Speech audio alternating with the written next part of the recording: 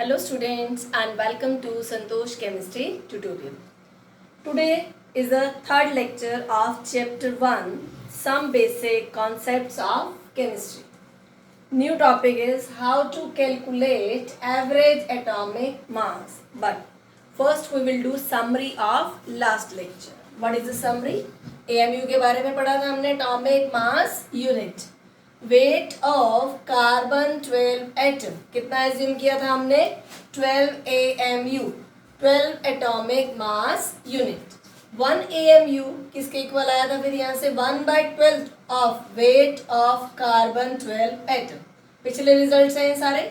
1 AMU ग्राम में कितना था एक्सपेरिमेंटली 1.66 इंटू 10⁻⁻24 ग्राम में. Weight of carbon 12 atom in grams experimentally है ये भी 1.99 इंटू 10⁻⁻23 ग्राम. एक और रिलेशन लगाना था हमने 1 AMU is equal to 1/Na in grams. Na you know क्या था Na? Avogadro number. इसकी वैल्यू कितनी होती है 6.022 इंटू 10⁻23. इन फॉर्मूलाज को अच्छे से सम अप कर लो, इन्हीं का यूज करेंगे और हम एवरेज एटॉमिक मास कैलकुलेट करेंगे. अब देखो बेटा हमें क्या फाइंड करना है, molecular mass of some important molecules. कुछ इम्पॉर्टेंट मॉलिक्यूल्स हैं, कुछ लोग याद भी कर लेते हैं ना, लेकिन आपको फाइंड करना आता है. 9th में भी बेटा आपने किया था, तो देखो ध्यान से कैसे है. CaOH whole twice. Ca का कितना होता है एटॉमिक मास 40 प्लस ऑक्सीजन कितना है 2. ऑक्सीजन का होता है कितना है 16 2 जा 32 प्लस हाइड्रोजन का क्या होता है 1 2 जा 2. कितना होगा 72 एंड 2 74. तो यहाँ क्या आ जाएगा आपके पास 74. CaCO3. Ca का कितना अभी किया हमने 40. C का कितना होता है 12 और इसका कितना होता है 16 3 जा 48. तो ये क्या हो गया 60 और 40 कितना आ गया आपके पास 100. एज इट इज सबका कैलकुलेट करना है हमें. Na का कितना होता है 23. क्लोरीन का 35.5 58.5. Na2CO3. Na कितने हैं 2. किससे मल्टीप्लाई करेंगे इसके मास से, दैट इज 23 प्लस C का कितना था अभी लिखा हमने ऊपर 12. O3 का कितना था 48. तो ये क्या हो गया 60 और इधर से कितना आ जाएगा 46 प्लस 60 कितना आ जाएगा हमारे पास ये 106. एक बार फिर भी देखो इधर कितना होता है 23 जा 46 प्लस 12 प्लस 48 46 और ये कितना आ गया इधर 60. तो कितना हो गया 106. CaCl2. Ca का कितना होता है 40 और क्लोरीन का 35.5 इंटू 2 कितना आ जाएगा आपके पास ये 40 प्लस 35.5 का 2 से मल्टीप्लाई करेंगे क्या है 71 111. MgCO3 का तो Mg का कितना होगा, Mg का कितना होता है एटॉमिक नंबर 12. तो कितना होगा मास 24. ये अभी अभी हमने किया CO3 का कितना होता है 60. तो ये कितना हो गया 84. NaOH. Na का कितना होता है 23. ऑक्सीजन 16 हाइड्रोजन 1 कितना आ गया 40. ये सारे इसी तरीके से कैलकुलेट करनी है. अब हम और भी कैलकुलेट करेंगे इसके अंदर. नेक्स्ट देखो बेटा अब ये वाले मॉलिक्यूल्स है कंपाउंड्स, इनका मोलर मास निकालेंगे. अब हम देखो कैसे. H2SO4. H का कितना होता है 2. सल्फर का कितना होता है 32. ऑक्सीजन का कितना होता है 16 4 जा 64. तो ये कितना हो जाएगा 34 64 98. HCl का देखो H का कितना होता है 1 और Cl का 35.5. तो कितना हो जाएगा 36.5. HNO3 हाइड्रोजन का 1 नाइट्रोजन 14. O3 का कितना होता है 16 3 जा 48. तो ये कितना हो गया 15 और 48 कितना हो जाएगा 63. H2 हाइड्रोजन कितने 2 कार्बन 12 ऑक्सीजन 16 3 जा 48 60 और 2 62. H3PO4 का देखो 3. फॉस्फोरस का कितना होता है 15. और O4 का 16 4 जा 64, 18 और 64 कितना होगा, 18 और 64 82। नेक्स्ट देखो सुक्रोज, नेक्स्ट क्या है हमारे पास, सुक्रोज, जो केन शुगर होती है, शुगर, C12H22O11, C12, कार्बन कितने 12, कार्बन का एटॉमिक मास भी कितना होता है 12, 12 इंटू 12 प्लस हाइड्रोजन का 1 इंटू 22 प्लस ऑक्सीजन का कितना होता है 16 इंटू 11, 12 इंटू 12 क्या हो जाएगा, आते हैं किसमें टेबल अच्छे से आती है या नहीं, चलो ध्यान दो इसमें, 144, 1 इंटू 22 इज 22, 11 को 16 से मल्टीप्लाई करेंगे तो क्या आएगा देखो 176, 342 आ जाएगा, कितना आ गया आपके पास ये 342। अब एज इट इज हम ग्लूकोज का भी निकालेंगे, C6H12O6, C6 6 है कार्बन, कार्बन का होता है कितना है 12 प्लस हाइड्रोजन का कितना है 1, 12 16 6 जा 96, ये हो गया 72 प्लस 12 प्लस 96 180, इसका कितना आ गया हमारे पास 180।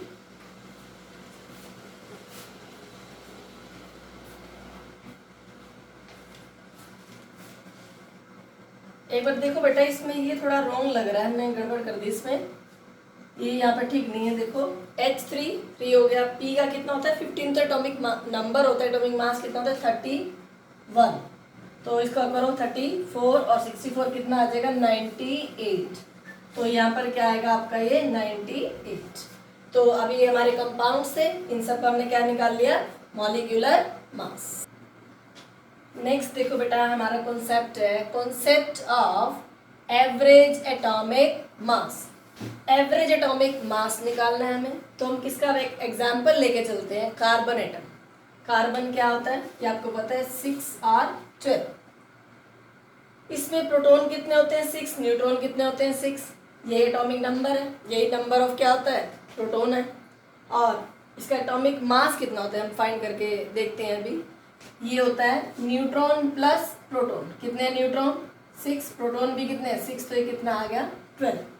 तो ये तो आपको स्ट्रक्चर पता होगा, न्यूक्लियस होता है सेंटर में, फर्स्ट शेल में कितने हैं 2, सेकंड शेल के अंदर कितने हैं 4, ये कार्बन का स्ट्रक्चर है आपका। तो इसके अंदर आपने देखा कार्बन एटम के बारे में हम बता रहे हैं, कार्बन 12 लिया, अब हम उस ऐसे जो है लेंगे हम एटम इसके अंदर एलिमेंट्स जिसके आइसोटॉप्स प्रेजेंट होते हैं। आइसोटॉप क्या चीज होती है, आइसोटॉप 9th में भी आपने पढ़ा था बेटा, isotopes same elements have same atomic number, atomic number क्या होता है same, and different atomic mass, atomic mass क्या होगा डिफरेंट, ऐसे एलिमेंट्स जिनका एटॉमिक नंबर क्या होगा बेटा सेम, और एटॉमिक मास क्या होगा डिफरेंट। एटॉमिक, अब एक कार्बन है, इसको हम कैसे रिप्रेजेंट करेंगे, ये एटॉमिक नंबर है Z से, एटॉमिक मास को A से, क्लियर है बेटा ये। अब ये क्या कहता है कि हमने लिया स्टार्टिंग में कार्बन 12 तो लिया, क्यों लिया हमने कार्बन 12 उस समय, क्योंकि आइसोटॉप्स पता नहीं थे, अब आइसोटॉप्स पता है तो हम इसकी क्या निकालेंगे एवरेज एटॉमिक मास। एवरेज एटॉमिक मास निकालने के लिए पहले हमें कुछ इसके बारे में पता होना चाहिए। हम ये कहते हैं कि जो प्रोटॉन है उसका रिलेटिव मास भी क्या होता है 1 होता है, न्यूट्रॉन का भी रिलेटिव मास क्या होता है 1 होता है, लेकिन इलेक्ट्रॉन का रिलेटिव मास क्या होता है 0।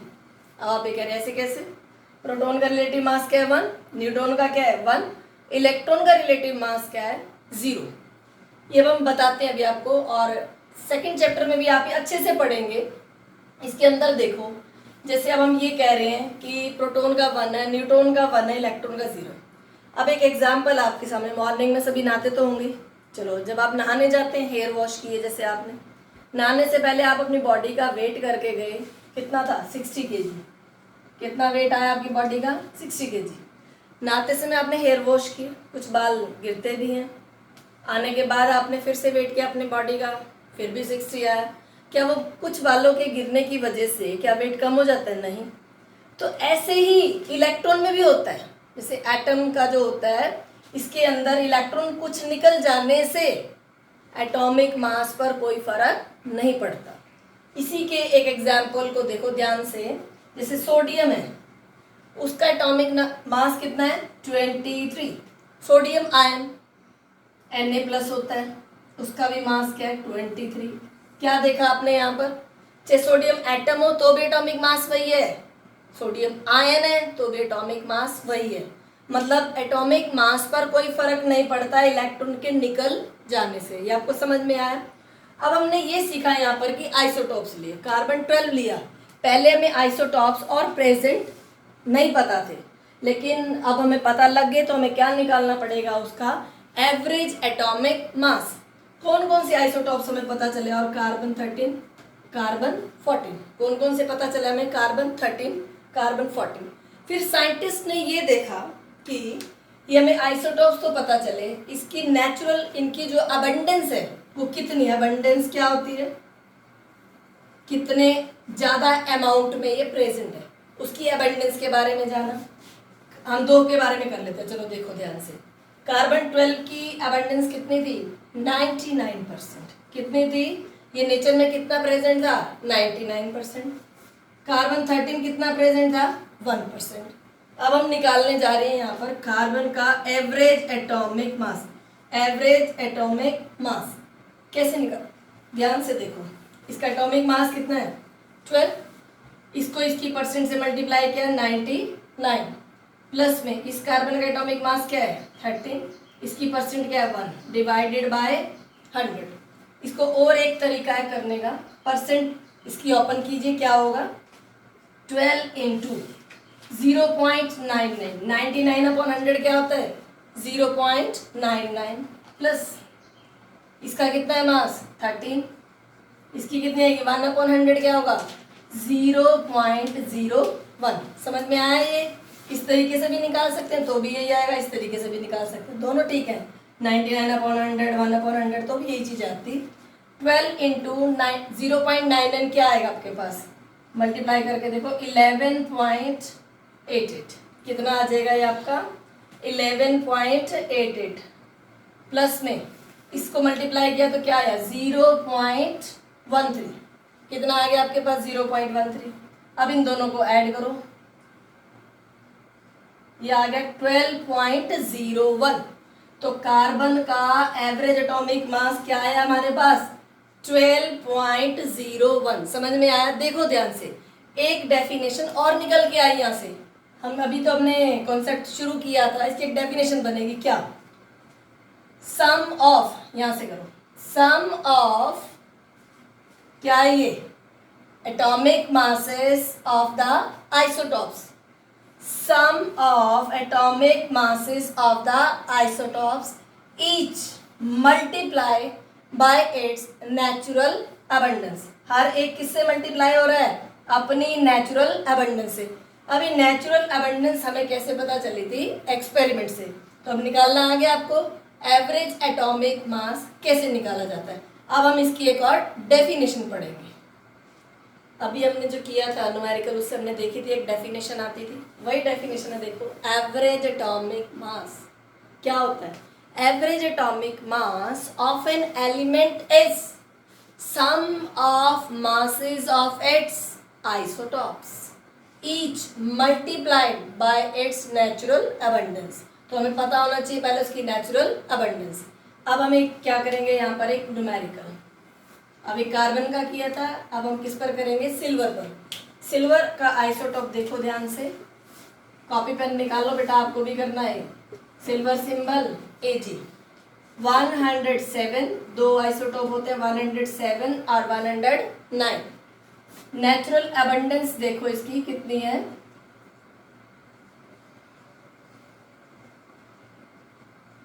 51.86%, 48.14%। ये याद रखो, दोनों का सम जो है ना 100 आ रहा है तो ठीक है। देखो करके देखो 100 आ रहा है, 100 आ रहा है, ठीक है।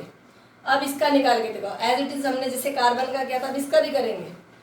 सिल्वर लिख लिया, एवरेज एटॉमिक मास, क्या निकाले हम सिल्वर का एवरेज एटॉमिक मास। सम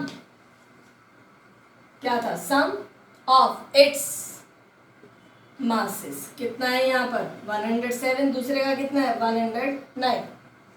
सम कर लिया दोनों का, each multiplied by its natural abundance. Percent में तो इसको क्या करोगे, परसेंट से हटाओगे तो पॉइंट्स ऑलरेडी एक और 100 लगाओगे तो क्या हो जाएगा ये 0.5186। एज इट इज ये वाला भी क्या हो जाएगा 0.4814। तो इसको कैलकुलेट करो, मल्टीप्लाइड करो, देखो क्या आता है। 5186 को मल्टीप्लाई करेंगे 107 से। करो तुम भी अपनी कॉपी में करो बेटा, देखो ध्यान से।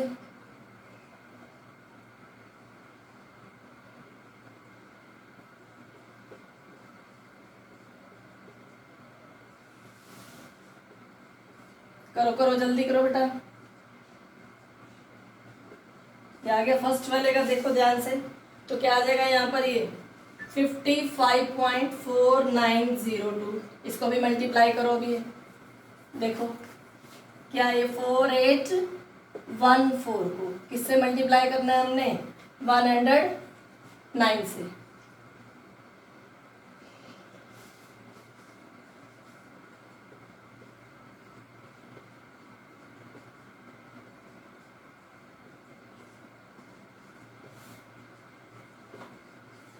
देखो ध्यान से आ गया ये भी 52.4726। अब ये 107 पॉइंट समथिंग आएगा, देखो ध्यान से। 6 और 2 8, 2 और 0 2, 9 और 7 16, 4 4 8 1 9 7, 107.9 समथिंग आ गया, दैट मीन्स 108 107.9। ये किसका आ गया अब आपके पास, सिल्वर का एवरेज एटॉमिक मास कितना आ गया 107.9628। नेक्स्ट टॉपिक देखो बेटा हमारा क्या है, व्हाट इज मोल। मोल क्या है, इस चैप्टर में हमें मेन मोल के बारे में जानना है। मोल कंसेप्ट आप 9th क्लास से भी पढ़ रहे हो। मोल है क्या है, काउंटिंग यूनिट। कैसे मोल, केमिस्ट्री में जब हम कोई भी क्वांटिटी को मेजर करना होता है, हम किस में मेजर करते हैं, मोल के अंदर। जैसे अब आपको कहा जाए बेटा केले ले आइए, केले आप दुकानदार से क्या कहेंगे 1 डजन केले दे दो। आजकल ये भी होने लगे केजी में भी होते हैं, तो मतलब कोई ना कोई आप उसके लिए रेफरेंस यूज करते हैं केजी या डजन्स। तो जैसे ये हुआ 1 डजन में कितने होते हैं 12। 1 डजन में कितने केले होते हैं बताओ जल्दी 12। ऐसे ही 1 मोल के अंदर कितने एटम्स, आयंस, मॉलिक्यूल्स, पार्टिकल्स कितने होते हैं, बहुत बार पढ़ चुके हो 6.022 इंटू 10⁻23। क्या होते हैं 1 मोल में 6.022 इंटू 10⁻23। और ये होता क्या है एवोगैड्रो नंबर। ये होता क्या है एवोगैड्रो नंबर। इसी का यूज करके अब हम इसको देखेंगे 3 टर्म्स में कैसे डिफाइन करते हैं मोल को। देखो बेटा अब हम करेंगे इसमें मोल को कितने टर्म्स में हम डिफाइन कर सकते हैं। Mole can be define in terms of 3 terms में डिफाइन कर सकते हैं। ध्यान से देखना है, क्वांटिटी, एक वेट की फॉर्म में और एक वॉल्यूम की फॉर्म में। क्वांटिटी की फॉर्म में ध्यान से देखो 1 मोल हम क्या कहते हैं 6.022 into 10⁻23 particles, ions, molecules, atoms. समझ में आया है 1 मोल, इसका मतलब क्या है, ये क्या चीज़ है एवोगैड्रो नंबर Na। एक आपने फॉर्मूला पढ़ा था यहाँ पर n का, नंबर ऑफ मोल का क्या फॉर्मूला पढ़ा था अभी अपने पिछले लेक्चर में, क्यू क्वांटिटी अपॉन Na। क्या आपको 9th क्लास से कुछ याद आ रहा है, इससे रिलेटेड एक फॉर्मूला था n is equal to n upon Na। ये वही n को अब हम 11th में क्या लिख रहे हैं Q, that is quantity. Second क्या है हमारा वेट। वेट में क्या है 1 मोल को हम क्या बोलते हैं मोलर मास। 9th में आप निकालते थे ऐसे लिखते थे n is equal to small m upon capital M, given mass by molar mass. अब इसको लिखने का तरीका थोड़ा सा हम चेंज करेंगे। देखो n is equal to given mass को क्या लिखेंगे W, मोलर मास को लिख देते हैं mm, मोलर मास। ठीक है, ये सेकंड फॉर्मूला हो गया हमारे पास। ये फर्स्ट और ये सेकेंड। अब हम थर्ड क्या है हमारे पास, मोल को किस टर्म में हम डिफाइन करेंगे, यहाँ पर वॉल्यूम की टर्म में। 1 मोल में क्या होता है 22.4 लीटर। यहाँ पर n क्या होगा अब हमारा V अपॉन 22.4 लीटर में, ठीक है। और ये कहाँ पर होता है, स्टैंडर्ड टेम्परेचर प्रेशर पर। अब इसमें ध्यान से देखा आपने क्या होता है स्टैंडर्ड टेम्परेचर और प्रेशर पर। एक ये फॉर्मूला था, इसमें क्या जो है क्या है क्वांटिटी है, इसमें क्या है ये एन ए क्या होता है मोल्स में, तो इसमें वेट अपॉन मोलर, इसमें सारे ध्यान से देखो आएगा क्या रिजल्टेंट आपका क्वांटिटी, ये क्यों ये क्वांटिटी अपॉन मोल, मोल ऊपर चला जाएगा क्वांटिटी से क्वांटिटी कैंसिल हो जाएगा। ये किस में होता है ग्राम में, और ये ग्राम पर मोल, ग्राम से ग्राम कट गया फिर क्या आ गया मोल। इसमें देखो ध्यान से, इसमें नहीं है, इसमें क्या होगा ये लीटर में ही होता है, इसमें किस में होता है ये लीटर में, ठीक है बेटा। ये थर्ड फॉर्मूला, 3 फॉर्मूलाज हमारे यूज होंगे, फर्स्ट सेकेंड और ये क्या है थर्ड। इन तीनों का अब हम यूज करेंगे मोल का अपने या 3 टर्म्स के अंदर। नेक्स्ट देखो बेटा, अभी जो हमने किए थे उस पर बेस्ड हमें क्या करना है, न्यूमेरिकल क्वेश्चन है आपका एनसीईआरटी का। Calculate the average atomic mass of chlorine using the following data. क्या डाटा दिया हुआ है, आइसोटोप है हमारे क्लोरीन के, क्या है ये आइसोटोप। ये क्या दी हुई है परसेंट में नेचुरल अबंडेंस, और ये मोलर मास अलग से दिया हुआ है। ये 35 था, इसको क्या लिखा हुआ है देखो ध्यान से 34.9, ये 37, इसको क्या लिखा हुआ है 36.9।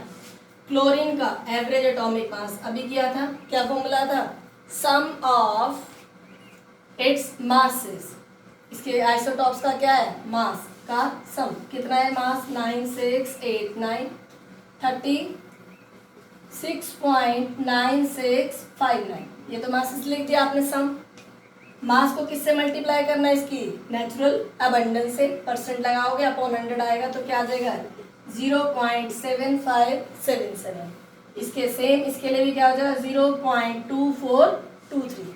तो ये कैलकुलेट अपने आप करना है, और आंसर फिर भी मैं आपको बता रही क्या आ जाएगा यहाँ पर इसका 35.5। ये न्यूमेरिकल था, बहुत इजी है, ध्यान से करना है बेटा। अभी और न्यूमेरिकल भी हम करेंगे, देख लो इसको।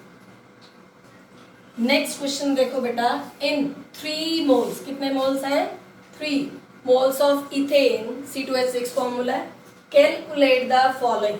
ये तीनों चीजें कैलकुलेट कर रहे हैं। First number of moles of carbon atoms, second क्या है number of moles of hydrogen atom, next क्या है number of molecules of ethane. सबसे इजी न्यूमेरिकल है, बहुत इजी है, ध्यान से देखो। हमें क्या करना है नंबर ऑफ मोल्स फाइंड करने हैं। अब एक मोल में कितने हैं कार्बन, फर्स्ट पार्ट है 1 मोल में कितने हैं कार्बन, नंबर ऑफ कार्बन कितने हैं आपके पास 2। 3 मोल में कितने हो जाएंगे, 3 मोल में कितने हो जाएंगे बेटा 3 2 जा 6। ये आ गया आपका first part.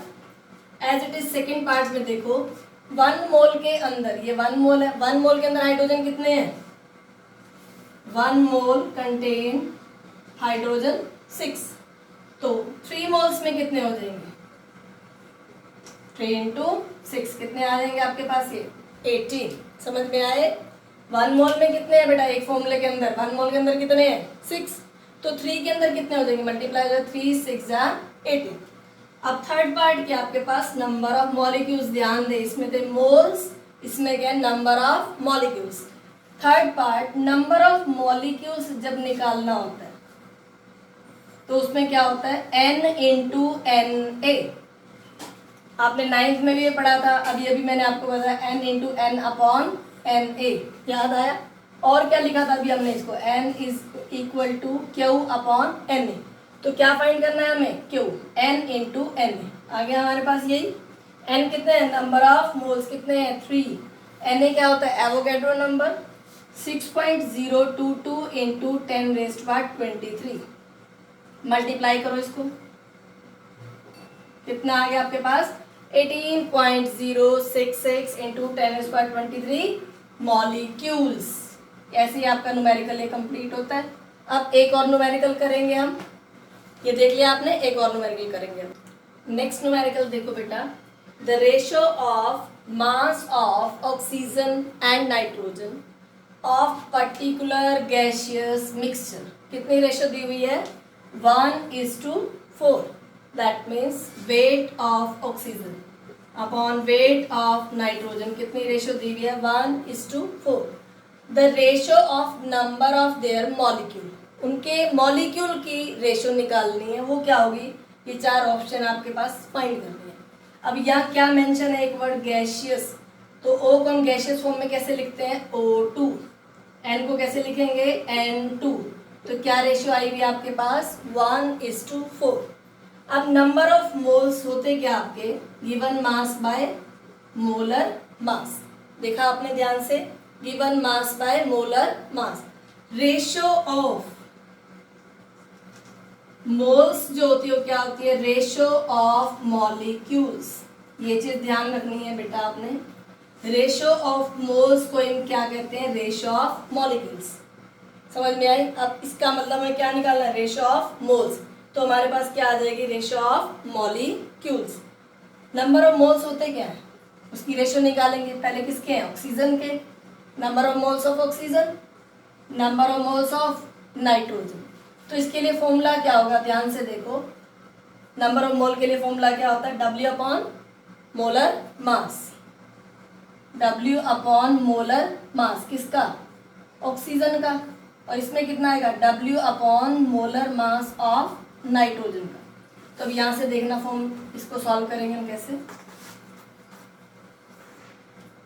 N of O2 upon N of N2।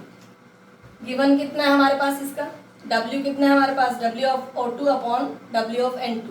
ये कितना दिया हुआ है? 1। कितना दिया हुआ है हमारे पास? 1।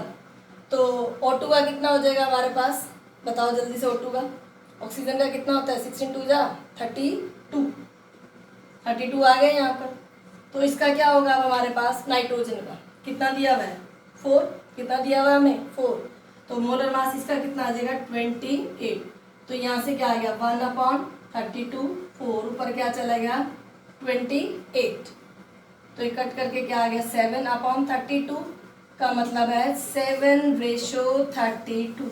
तो कौन सा आंसर है इसमें से? देखो ध्यान से, बी पार्ट, 7:32। न्यूमेरिकल समझ में आया? तो ध्यान से करने आपने, इसके न्यूमेरिकल्स बहुत इजी हैं। तो अब आपने सारे टॉपिक्स अच्छे से समझ लिया है। नहीं समझ में आया तो बार बार वीडियो देखनी है। Thanks for watching the video and please like, share and subscribe this video.